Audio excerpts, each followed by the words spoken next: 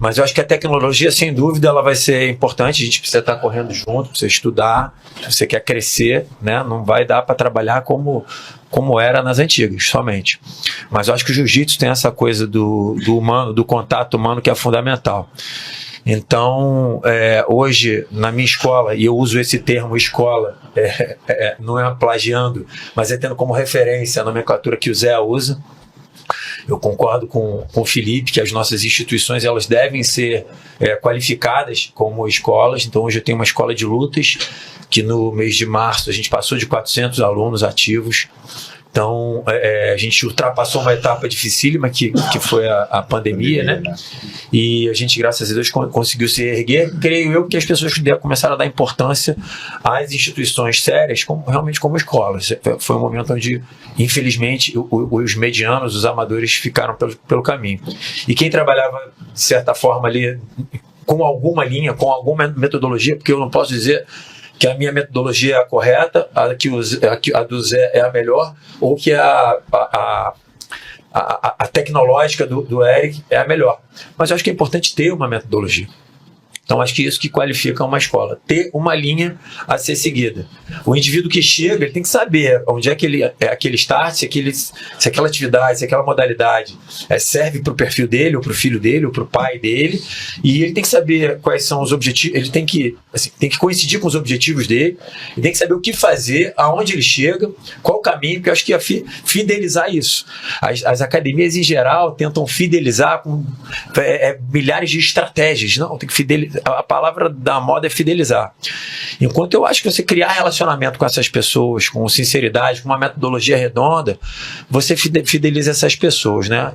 E aproveitando, voltando para o período da pandemia, as academias que se mantiveram vivas não foram aquelas que durante a pandemia usaram determinadas estratégias. Foram aquelas que tinham uma metodologia, já tinham grupos fidelizados, e esses grupos, esses clientes empáticos que acreditavam naquilo ali, eles mantiveram as nossas escolas vivas, para que no retorno a gente aí sim pudesse implantar. Treinar, né? Sim, para que no retorno a gente pudesse aí, com uma comunidade bem unida que somos, criar as nossas estratégias para voltar da melhor forma. E você me apresentou como comunicador do jiu-jitsu, então obrigado pela gentileza de me dar esse título, mas eu diria com muito orgulho que o meu título, a minha função sempre foi primeiramente lutador, né? A minha vida foi me dedicando em luta e passeei um pouco pelas regras, pela arbitragem. Durante muito tempo, passava 12, 13 horas do meu dia dando aulas. Então, fiquei onde eu me projetei, né? Após a minha carreira competitiva profissional, vamos colocar aí durante o meu período no adulto. Foi como lutador e depois eu dei continuidade como professor. Mas hoje eu me coloco muito como gestor.